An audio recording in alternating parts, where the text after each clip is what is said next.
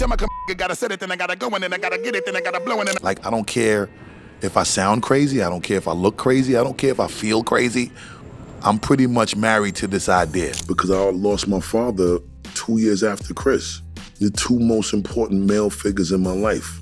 Chris was gone 2012, I lost my father 2014. I was trying everything to drown the pain and the frustration and the suffering of those losses. Busta Rhymes is one of those OGs in hip-hop who's been killing it for decades. Born and raised in Brooklyn, this rapper and producer has been dropping fire tracks since the late 80s, and his rapid-fire flow is still one of the craziest in the game. So much so that even Eminem has to respect it. you ain't never gonna stop me. Every time I come, I gotta set it, then I gotta go, and then I gotta get it, then I gotta blow, and then I... With hits like It's a Party, Dangerous, and Give Me Some Mo, he's touched pretty much every era of hip-hop, and you'd be hard-pressed to find someone in the culture who doesn't know his name. Niggas want some wild shit? Give me some more. Yo, Spliff, where the weed at? Give me some more. I know y'all niggas need that. Give me some more. You should have a healthy fear of us, cause too much of us is dangerous, so dangerous. Back when people thought being 30 was too old to be relevant in rap, Busta was just getting started. Now, more than 30 years in,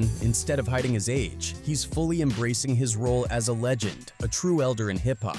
But what makes Busta's story even more interesting is how he avoided falling into the traps so many rappers from his era did. It's no secret that a lot of legendary MCs came up through the streets. Gangs, drugs, all the rough stuff that came with growing up in tough neighborhoods. It was almost like a rite of passage for rappers in the 90s. Icons like Jay-Z and Biggie, who were close to Busta, were more connected to that lifestyle, dealing drugs and navigating the street hustle. They all went to the same high school in Brooklyn, but while others got caught up in the streets, Busta managed to stay out of it and focus solely on his craft. But to really get why Busta stayed on a different path, we've got to dig a little deeper into his background. Trevor George Smith Jr., aka Busta Rhymes, was born in East Flatbush, Brooklyn, to Jamaican parents Geraldine Green and Trevor Smith Sr. On May 20th, 1972, when he was 12, his family moved out of the city and headed to Long Island, settling in Uniondale, New York. He wasn't always the hip-hop powerhouse we know today. In fact, for a brief time, he went to George Westinghouse High School in Brooklyn, the same school as future rap icons Jay-Z and the Notorious Big Now. Busta has talked about how he battled Jay-Z in their school's lunchroom, which is wild to think about now. And you go straight down towards the right is where the lunchroom is. And that's where me and Jay-Z had our little speed rap battle. He says he doesn't remember exactly how it started, just that word got out that Jay could spit, and Jay heard Busta could do the same. So naturally a rap battle had to go down. I don't know how the situation led to me and Jay-Z battling in school. That was the vibe back then. Hip-hop was still young, and everyone was trying to prove they were the best. In a 2020 interview with GQ, Busta reflected on his time with Jay-Z and Biggie, sharing how both of them stood out even back in high school. He described Jay-Z as having this smooth, laid-back charisma. Jay wasn't just some regular dude, he was already making money in the streets, and it showed in the way he carried himself. Busta remembered how Jay used to come to school rocking Tommy Hilfiger and a big Gucci link chain like the one Big Daddy Kane wore on his Long Live the Kane album. Pov was smart, Busta said. He did his thing with class. You'd see him in the hallways, fresh to death, like he was on some boss-level cool shit. He wasn't the type to be sweating over sports or whatever. He was focused on getting his business done in school, and when he wasn't in school, he was out there making money. Biggie, on the other hand, had a more rugged vibe. Where Jay was polished and already looking like a boss, Biggie had a grittier edge. But both of them had that star power even before they blew up. And while Jay-Z and Biggie were already starting to pave their way in the rap game, Busta was still trying to figure out what he wanted to do. In a recent interview, Busta Rhymes took a deep dive into his life story, opening up about the experiences that shaped him into the rap legend he is today. He gave a lot of credit to his strict upbringing, saying it played a huge role in building the values that have guided him throughout his career. Unlike many rappers who came from rougher financial backgrounds, Busta made it clear that he didn't grow up in poverty, even though he was raised in the streets of Brooklyn. My mother and my father was strict, you know what I'm saying? And they also made sure that I didn't need for nothing. I was able to really enjoy what it was to be a child. Growing up in East Flatbush, he described a community where respect was everything. Back then, it wasn't just your parents who disciplined you. Neighbors had the authority to check you if you stepped out of line. Busta really leaned into that whole "it takes a village to raise a child" mindset, explaining how everyone in the neighborhood looked out for each other. The difference about our era is even the guys that was the goons and the gangsters and the troublemakers in the street, they had respect. If my mother, as serious as she was, saw any of the other kids in the street, it was like, I'm giving you an example of how it really literally took a village to raise a child. The way he tells it, respect was something that flowed both ways between the younger generation and their elders, and it kept the community running smoothly. He pointed out how today's generation seems to have lost that respect for authority, and how it's led to a breakdown in some of the values he grew up with. My neighbors had permission to bust my ass if I was misbehaving, and if my mother felt like I misrepresented her to make another neighbor have to discipline me, that was gonna get me another ass beating. It doesn't exist anymore. You can't tell nobody else kid nothing. Kids ain't trying to listen to you tell them nothing. They'll lift up something and fling it after you all. Busta admitted that, like most kids, he went through his rebellious phases, but according to him, he was lucky. He had hip-hop to fall back on. For him, music was more than just an escape. It was a lifeline that gave him direction during some of the toughest times in his life. He was also surrounded by a strong support system made up of family, friends, and mentors, all of whom saw the potential in his artistic talents and encouraged him to stick with music instead of getting involved in the streets. How come you didn't go the other way? I did. I just was fortunate enough to have something like hip hop that was able to be an alternative that saved my life. I had some incredible people that was around me to support me when I found this interest and I identified with my gift. Busta mentioned how some of his peers did get caught up in the street life, but many of them also saw a way out through music and art. Hip-hop was blowing up, and with it came a whole culture. Rapping, breakdancing, DJing, that gave people like Busta an alternative to illegal activities. Pissed my moms off when I decided I wanted to start selling weed and selling crack, right? And the guys that was in the street that I was doing it with, when they started to see that this rapping thing and this hip hop and breakdancing and graffiti, that's when they started to encourage us to do that more. Instead of cracking. Instead of selling the drugs, instead of selling weed, instead of stealing this. He joked that it was like having two sets of parents, his real ones and his street parents. Both sides would be pissed if he wasn't using his talent the right way.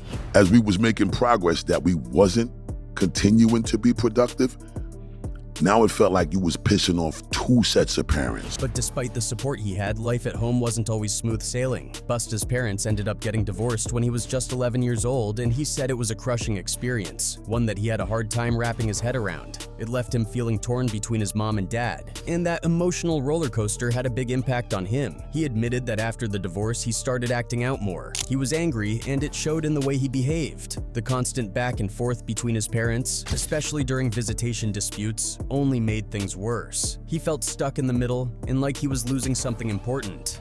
It really started once my mother and my father got a divorce.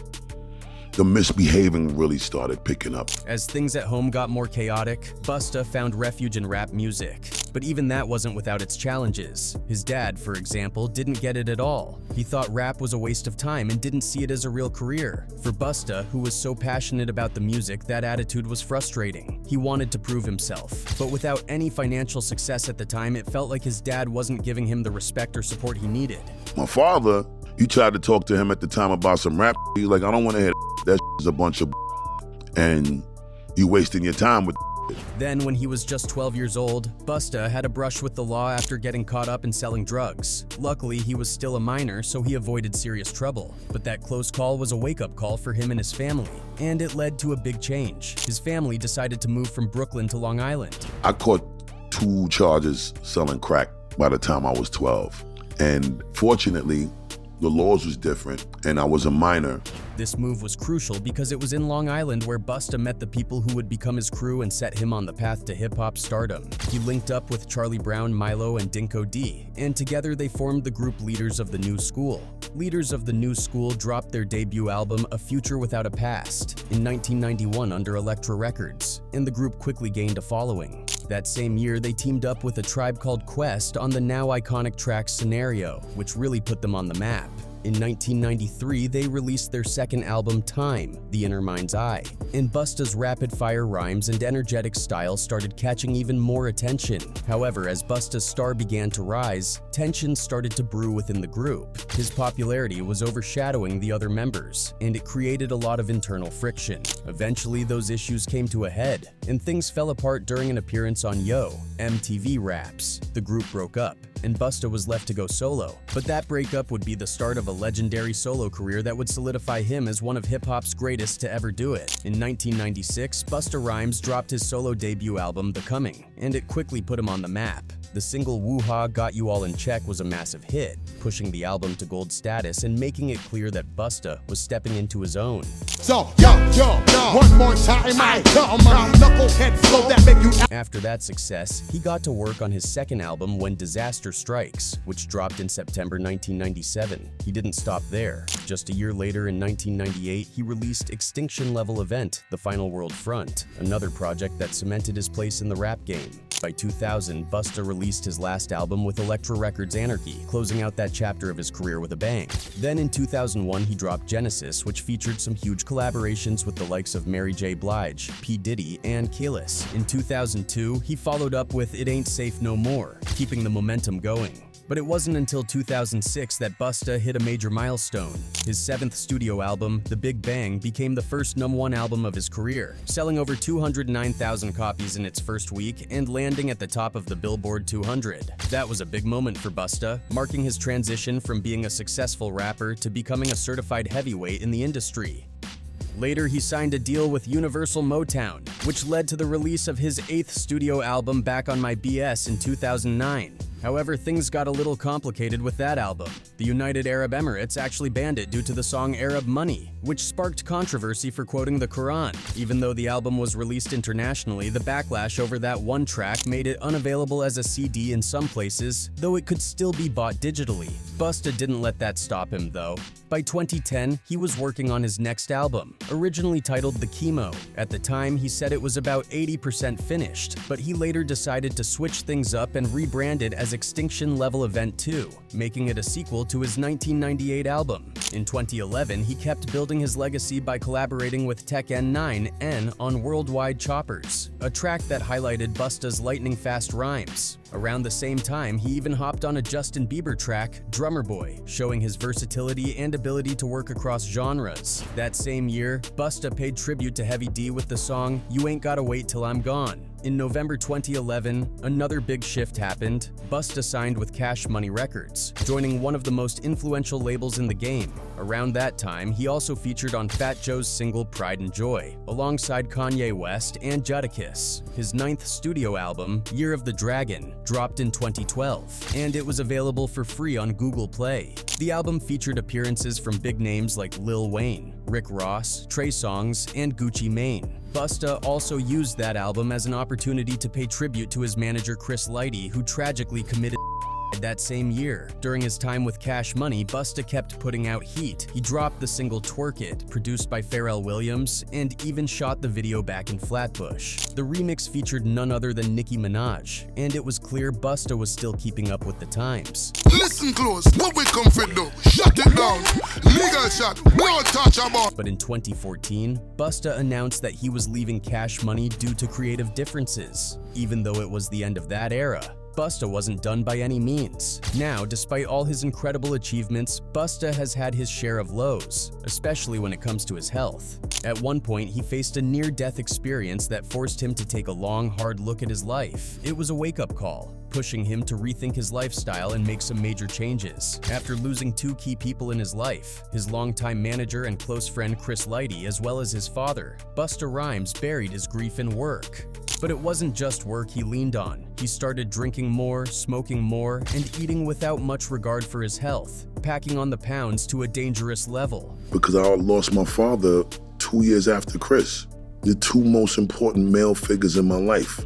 Chris was gone 2012, I lost my father 2014. I was trying everything to drown the pain and the frustration and the suffering of those losses. By 2019, he found himself in the worst shape of his life. It all culminated in a near-death experience after a night out in May of that year. He'd been out in LA celebrating the release of his single Czar, marking both the anniversary of Nipsey Hussle's death and Biggie's birthday. Busta hit the nightclub scene hard, and when the night was over, it took his son and security team nearly 45 minutes to wake him up from the backseat of a car. For 40 minutes, he was non-responsive, and they feared the worst. I had to be woken up by my son and my security in LA. It took like 45 minutes. At that point, Busta was tipping the scales at 340 pounds. His bad habits had caught up with him, leading to serious health problems. He had developed polyps on his vocal cords, which were blocking 90% of his airways and causing severe sleep apnea. His breathing was so labored that it sounded like the dungeon dragon he'd famously rapped about. The next morning, Busta visited his vocal doctor because he was losing his voice and had a show scheduled in Dubai. The doctor immediately noticed something was wrong just by the sound of his breathing. I'm breathing so up that outside of the door, the doctor was like, yo, why are you breathing like that? After an examination, the doctor delivered some grim news. The polyps in Busta's throat were so large that only 10% of his airway was functional. If he caught a cold or something caused his glands to swell, his airway could close completely, potentially killing him in his sleep. He said if he sends me home and I take a shower and the central air system is blowing and that last 10% of my breathing gets blocked up because of a swollen gland from a sore throat or some I can die in my sleep. This was a huge wake-up call for Busta, and it hit him hard. He recalled breaking down in tears, completely shaken by the news. It was the first time he truly grasped how close he was to death. He also feared undergoing surgery because it could permanently change his iconic voice, with his doctor warning that he might end up sounding like a chipmunk. But the biggest blow came the next day when his security team told him that his eldest son was deeply disappointed in him after seeing the state he was in the night before. That cut deep, and for Busta, it was a moment of reckoning. He felt ashamed of how out of control things had gotten and realized that his health wasn't just affecting him, it was impacting his family. Determined to turn things around, he made a doctor's appointment and started the long road to recovery. With the support of his loved ones, he embarked on a journey to get his health back on track, transforming his lifestyle and getting back into shape. Today, Busta is living his best life, healthier than ever.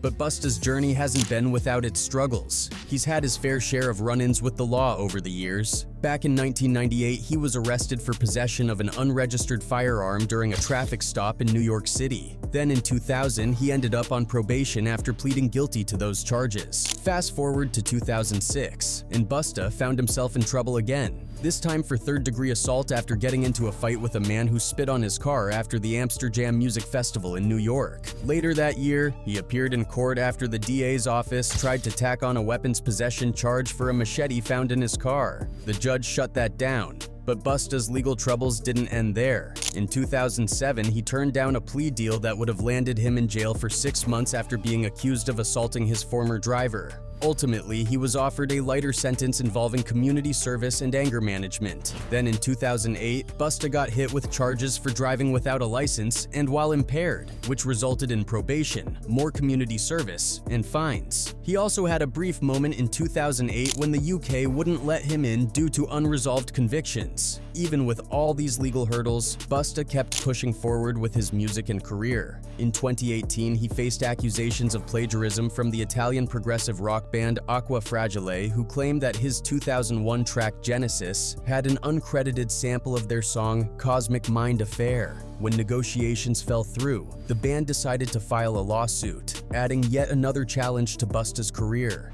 But despite these ups and downs, Busta's legacy remains undeniable. He's cemented his place in hip-hop history, with his influence stretching across generations of artists like Eminem, Kendrick Lamar, Talib Kweli, Tyler, The Creator, Ski Mask the Slump God, and even newer stars like Doja Cat. Busta's contribution to the culture is something that will resonate for years to come.